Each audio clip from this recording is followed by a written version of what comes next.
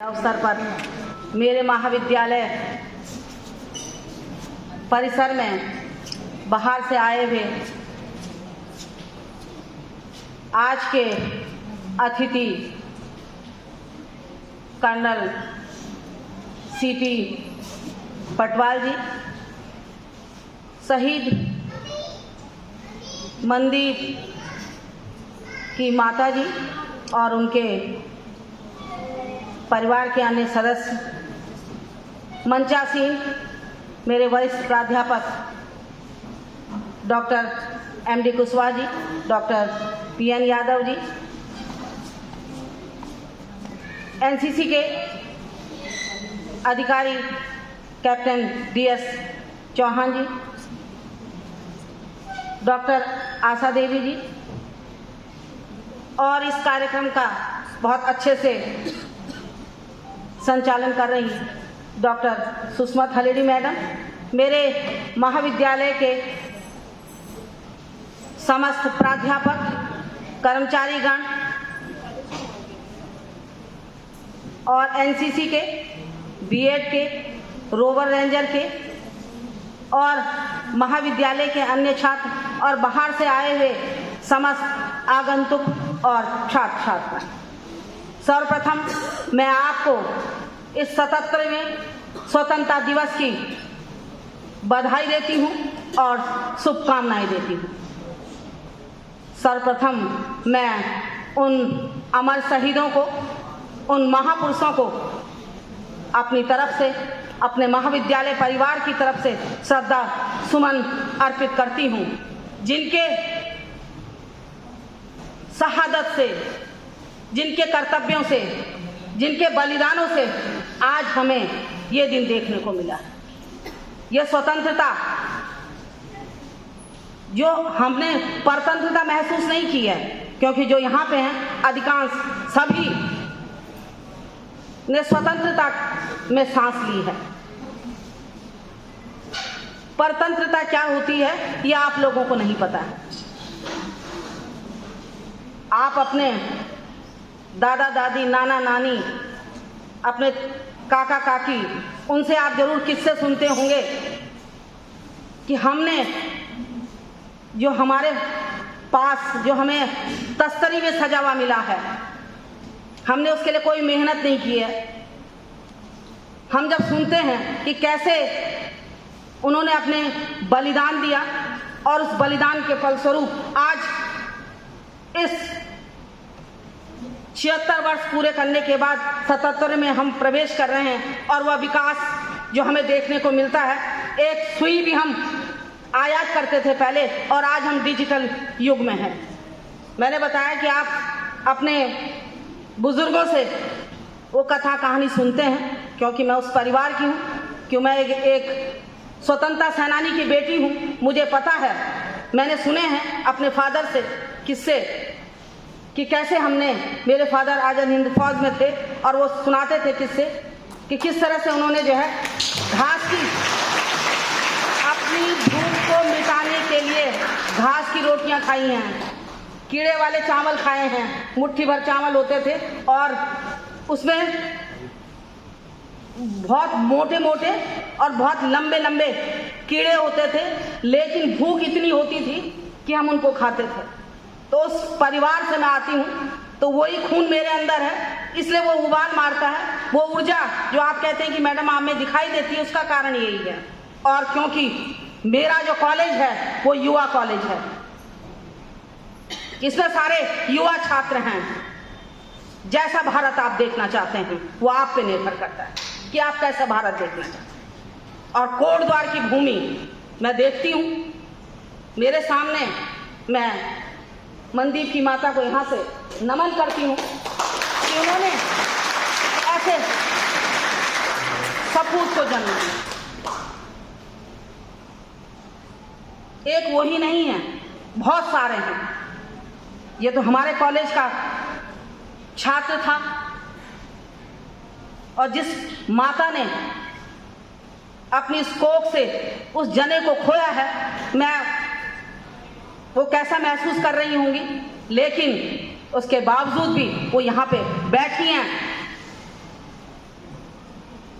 शहादत दी है आप लोगों के लिए, आप ढंग से रह सकें, सजग रह सकें, सुरक्षित रह सकें, वो आपको दिया है। अब आपके हाथों में, आप किस विकास की बात कर रहे हैं? आज विकास के नाम पे इस लंबे 76 वर्षों में आप किस विकास की बात कर रहे हैं?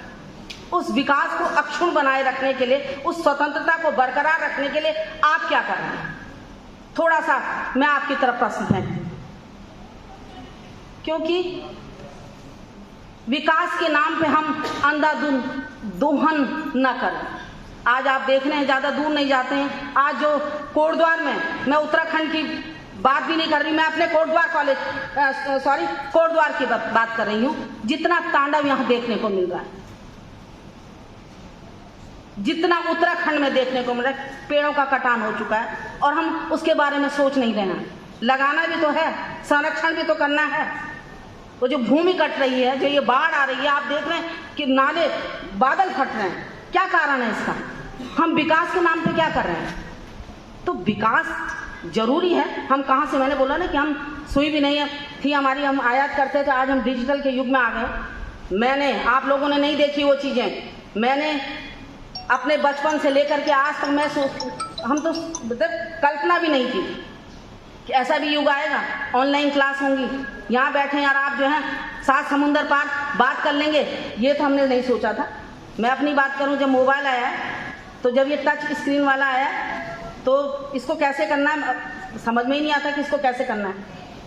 लेकिन आज टच क्या, हम तो सब कर रहे हैं, उसमें सारी क्लास पढ़ा ले रहे हैं, जो भी काम हम सब मोबाइल में कर रहे हैं। ज़्यादा दूर जहाँ आप कहीं भी बैठे, सफर में मैं करी भाई भरो अपना CR फॉर्म, तो आप ट्रेन में बैठे हैं, मैडम जी हम तो ट्रेन में हैं, और मैंने कहा ट्रेन में तो क्या हुआ, फिर भरो उसको, तो भर रहे हैं और आ भी रहा है। तो ये डिजिटल युग है, आप कर रहे हैं उसको, लेकिन थोड़ा सा मंथन भी करना है, थोड़ा सा सोचना भी है कि इस विकास की परिधि में आप जड़ें ना खोखली कर रहे हैं। जड़ें खोखली होंगी तो बहुत मुश्किल हो जाएगा। अभी जैसे किशोर चौहान जी ने मुझे एक पौधा दिया और कहा कि मैडम ये जो पौधा है, एक प्रण लेना है, एक संकल्प लेना है कि ये प्रत्येक के हाथ में ये पौधा और प्रत्येक के घर में, ये आंवले का पेड़ है और आपको पता है उसकी औषधि के बारे में, उसके गुणों के बारे में आप जानते हैं, तो वो घर प्रत्येक के घर में होने, ये संकल्प आपको लेना होगा। जब तक आपको मजबूत होना होगा, आप दूसरे पर मत, आप कहते हैं भ्रष्ट हो रहा है, क्या भ्रष्ट हो रहा है? पहले आत्ममूल्यांकन कीजिए, पहले आप अपने बारे में सोचिए, पहले आप अपना संकल्प लीजिए, उसको मजबूत कीजिए। आप है कोई डिगा नहीं सकता। अगर आपने संकल्प ले लिया कि मुझे ये करना है तो करना है, सत्य के राह पे चलना है, सही करना है, गलत की तरफ नहीं जाना है। आज हमारा युवा दिग्भ्रमित हो गया, वो गलत संगत ज्यादा पकड़ रहा है, उस तरफ ज्यादा जा रहा है, तो देश किधर जाएगा? उधर ही तो जाएगा फिर। तो आपको आंख नाक कान बंद नहीं कर लेने हैं, खुली आंखों से देखना है, खुले कान से सुनना है, मनन करना है कि ये सही है कि नहीं, तभी आप एक अच्छे भारत की तरफ देख सकते हैं। हमारे प्रधानमंत्री ने, हमारी जो सरकार है उसने, उन्होंने जो है माटी को नमन और वीरों को वंदन कार्यक्रम के अंदर जो कार्यक्रम करवाया, उस कार्यक्रम में जो हमें, आप कहते हैं कि केवल ये स्वतंत्रता दिवस है तो 15 अगस्त नहीं, सारे साल भर है ये। लेकिन आप देखते होंगे कि जन्मदिन की हम तैयारी करते हैं ना, साल में एक दिन आता है कि मेरा बर्थडे है सारे, लेकिन उस दिन आप मूल्यांकन करते हैं, आप सारे साल भर का, कि आपने क्या खोया और क्या पाया, आपने क्या किया। आत्ममूल्यांकन का दिन है आज। आपने आत्ममूल्यांकन करना है कि इतने सालों में हम भारत को किधर की तरफ ले गए, कहाँ ले गए हम, ये आपने मनन करना, ये आपने सोचना है, ये आपने देखना है। दृष्टि जिधर आप करेंगे सृष्टि उधर ही होगी। आप देख ही नहीं रहे हैं, पट्टी बांध ले रहे हैं, तो कहाँ से चलेगा? सूझबूझ जो आपको कर्तव्य जाता है, आपको जो काम, बच्चों का काम है, स्टूडेंट्स का काम है कॉलेज में आना, वेशभूषा में आना, ये आपका, आपको बोल रहे हैं कि आप वेशभूषा में आइए, आपकी यूनिफॉर्म है, लेकिन पता नहीं क्यों डिग्री कॉलेज में आकर के लगता है कि नहीं यूनिफॉर्म नहीं पहननी चाहिए। ये मेरी समझ में नहीं आ रहा। घूमने जाना तो वहाँ आप विदाउट यूनिफॉर्म हम मना ही नहीं कर रहे हैं, लेकिन कॉलेज में एक डेकोरम होता है, एक अनुशासन होता है, और जो अनुशासित होता है वो बहुत आगे जाता है, ये याद रखिएगा। अनुशासित जीवन जो है वो आपको जो है दुनिया में डेवलपमेंट के लिए, विकास के लिए आगे की ओर, जिसका संयमित जीवन नहीं है, जिसको अनुशासित जीवन नहीं, उससे हम बात ही नहीं कर सकते, उससे हम कह ही नहीं सकते कि आप जो इसको सही दिशा की तरफ ले जाएंगे। तो यहाँ पे जो आपका ये मैं देख रही हूँ, आज मुझे इस बात की खुशी है कि इन 3 साल, मुझे चौथा साल हो गया, आज मुझे ये अपना ऑडिटोरियम पहली बार इतना भरा हुआ दिखाई दिया। और उसमें NSS NCC तो हमेशा रहता था, लेकिन आज मैं देख रही हूँ कि B.Ed के छात्रों की बहुत अच्छी भूमिका मुझे दिखाई दे रही है, तो उनके लिए भी ज़रा जोरदार तालियां। रोवर रेंजर के छात्र भी दिखाई दे रहे हैं, वो आते हैं। NSS के भी छात्र हैं, अन्य भी हैं, लेकिन अन्य की कम है। मेरी समझ में ये नहीं आता इसमें बुलाने वाली जैसी क्या बात है कि आपको बुलाएंगे तब आप आएंगे। ये आपका त्योहार है। जैसे हम जब छोटे थे तो छोटे में हम, कल 26 जनवरी है, 15 अगस्त है, तो हम अपने जूतों को जो है एक, आज जो आप उस समय उसको बोलते थे, गढ़वाली में बोलते हैं कमेड़ा, वाइट कलर का होता है, उससे जो है उसको भिगाते थे और उससे फिर उसको अपने उसको जूते को पोतते थे, ठीक है, क्योंकि उस समय ब्रश नहीं होता था, लेकिन उसको चमकाते थे हम बहुत अच्छे से, बहुत बढ़िया तरीके से। और उस ज़माने में मैं जहाँ पे रहती थी वहाँ पे प्रेस बहुत देर में आई, जब मैं 5th में थी तब आई प्रेस। तो मेरे फादर क्या कहते थे, धुले कपड़े को फिर कहते थे तकिए के नीचे रख दो, तकिए के नीचे हमने रख दिया प्रेस करके उसको, और जब हम सुबह आते थे उसमें पूरी जो आज प्रेस की क्रीज होती है वो उसमें दिखाई देती थी। और वो होते थे हमारे बैच होते थे, अजंता, एलोरा, तक्षशिला वगैरह, सबके अलग अलग रिबन होते, किसी का वाइट है, किसी का ऑरेंज है, किसी का ग्रीन है, सब है। तो बड़े अपनी चोटी बना करके जो है अपना बैच लगा करके, मतलब इतना उत्साह, मतलब बहुत उत्साह था कि हमें जो है, और हम नारे याद करते थे कि हमें जो है जाना है, मतलब गलियों में और उस तरफ रैली निकलती है, बड़ा उत्साह था। लेकिन मैं देख रही हूँ क्या मेरे अंदर तो आज भी है, मुझे आज कहे कि नारे लगा के गलियों में घूमना, तो मैं आज भी तैयार हूँ। मैं ये नहीं देखूंगी कि मैं प्राचार्य हूँ।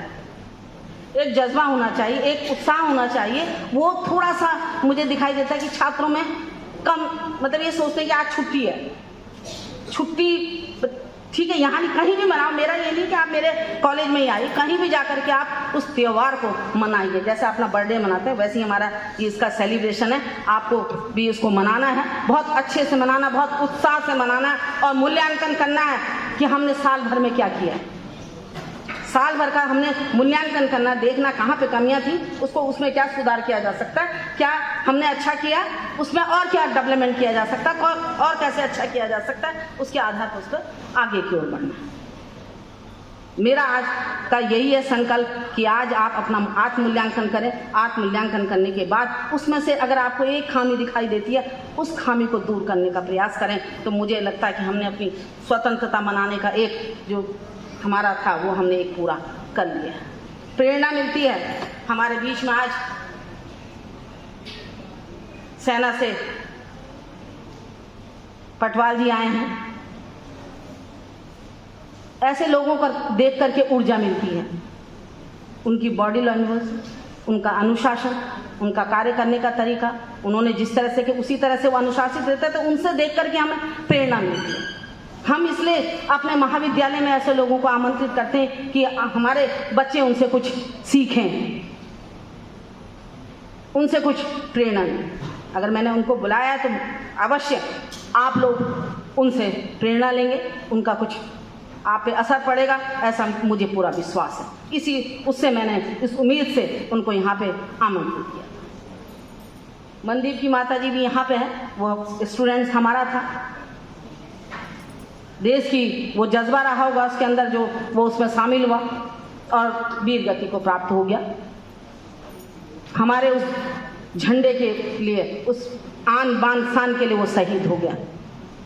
वो जज्बा, वो उत्साह, ये हमें सामने उनकी माता जी बैठी हैं, इतने घंटे से सुन रही हैं, वो जज्बा उनसे प्राप्त होता है।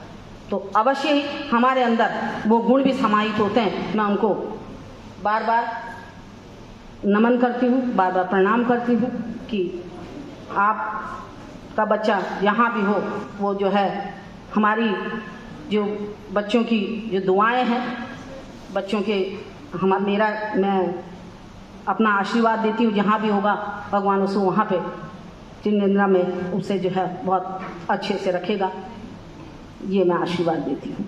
मैं कर्नल पटवाल जी से भी अपने बच्चों के लिए उनका आशीर्वाद मेरे बच्चों पर बना रहेगा, ऐसा मुझे पूरा विश्वास है।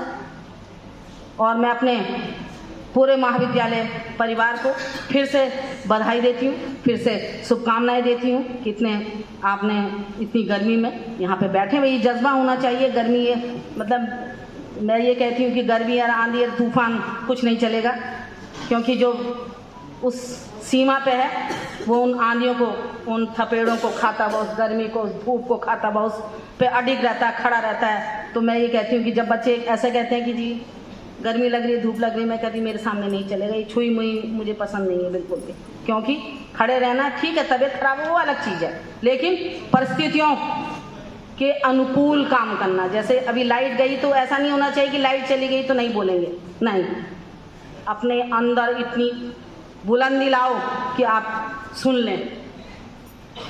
परिस्थितियों का दास नहीं होना चाहिए कि ऐसे हम तब काम करेंगे, नहीं। किसी भी आर्मी में तो यही सिखाया जाता है, कैसी भी आप देखते हैं कि कैसे रहते हैं पहाड़ों में, कहीं पे भी हट बना लेंगे, कहीं पे वहाँ पर रहना हम, और घर में तो हम बहुत नखरे दिखाते हैं, लेकिन वहाँ तो नहीं चलता है ना। तो जहाँ पे जैसा है वैसे ही ढलना। मैं सबको यही कहती हूँ कि जहाँ पे जो परिस्थिति है आपको उसके अनुसार काम, अपने घर में तो आप नखरे दिखाई, लेकिन बाहर जाए तो जैसा है फिर आपको वैसा ही करना। उसके आप तब नहीं सोचना कि मुझे तो चांदी का चम्मच चाहिए, मुझे तो चांदी का कटोरा चाहिए, वहाँ पर नहीं चलेगी ये चीज़ें, इस बात का आपको ध्यान है। तो सबको मैं बाहर से आए हुए आगंतुकों को, अपने महाविद्यालय परिवार के समस्त सदस्यों को, अपने छात्र छात्राओं को फिर से एक बार बधाई देती हूँ और शुभकामनाएं देती हूँ। धन्यवाद। जय उत्तराखंड, जय भारत।